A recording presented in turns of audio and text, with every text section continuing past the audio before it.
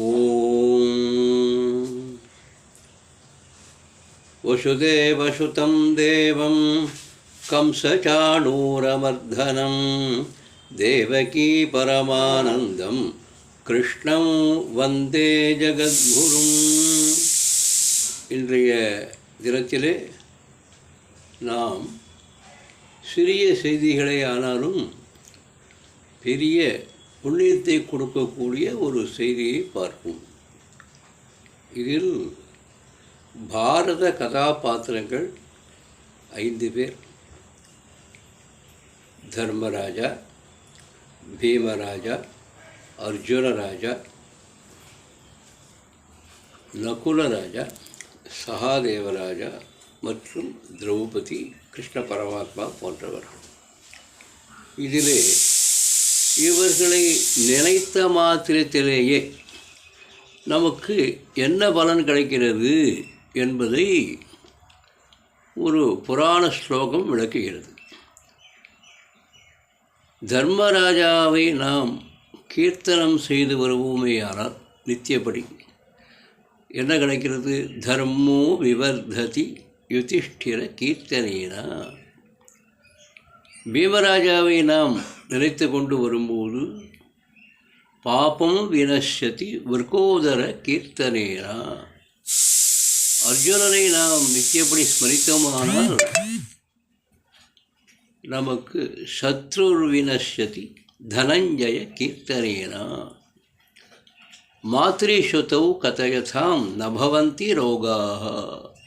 அஸ்வினி தேவர்களின் குமாரர்களான நகுல சகாதேவர்களை நாம் நினைத்து கொண்டு வந்தோமானால் நமக்கு ரோகங்களே வராது என்று ஒரு பழைய காலத்து ஸ்லோகம். சுருக்கமாக பார்ப்போம். தர்மோ விவர்ததி யுதிஷ்டிர கீர்த்தனேன பாபம் வினஷ்யதி விருகோதர கீர்த்தனேன சத்ருர் வினஷ்யதி தனஞ்சய கீர்த்தனேன மாத்ரிஸ்ருதௌ நபவதாம் கதயந்தி ரோகாः.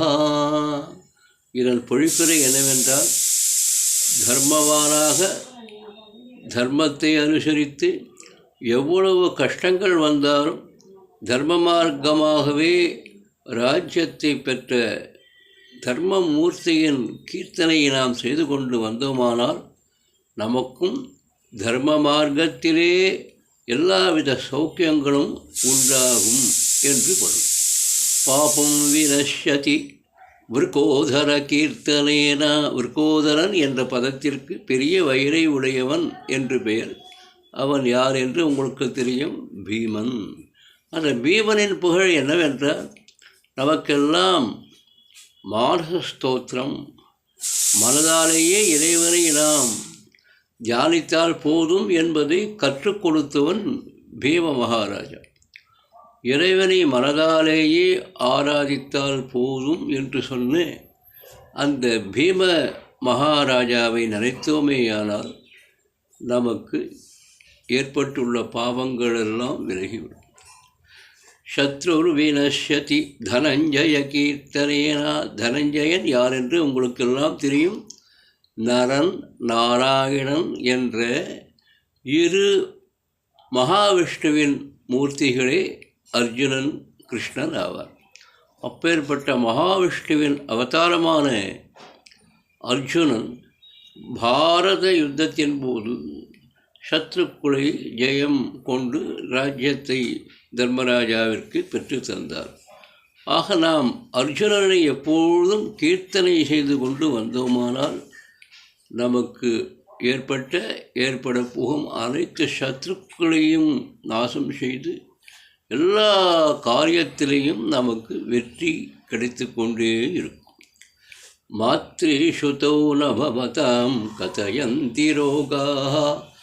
மாத்ரி என்பவள் பாண்டு மகாராஜாவின் 2வது மனைவி. அந்த மனைவிக்கு பிறந்தவன் நகுலன், சகாதேவன். இவர்கள் இருவரும் தேவ வைத்தியர்களான அஸ்வினி தேவதைகளுக்கு பிறந்தவர்கள். ஆகவே தேவ வைத்தியத்தை தன்னிலே கொண்டவர்கள் இவர்கள். இவர்களை நாம் கீர்த்தனை செய்து கொண்டு வரும்பொழுது நம் தேகத்தில் வரப்போகிற வந்துள்ள அனைத்து வியாதிகளும் நீங்கி சுகமாக வாழலாம். மீண்டும் ஒரு முறை இந்த ஸ்லோகத்தை பார்ப்போம். முடிந்தவரை நீங்களும் நித்தியபடி இந்த கருத்தையும் உட்கொண்டு 3 தடவை காலையில் நினைத்து நீங்கள் எந்த காரியத்தை ஆரம்பித்தாலும் நன்றாக எந்த விதமான கஷ்டங்களும் இல்லாமல் சுலபமாக நிறைவேறிவிடும். ஸ்லோகம்.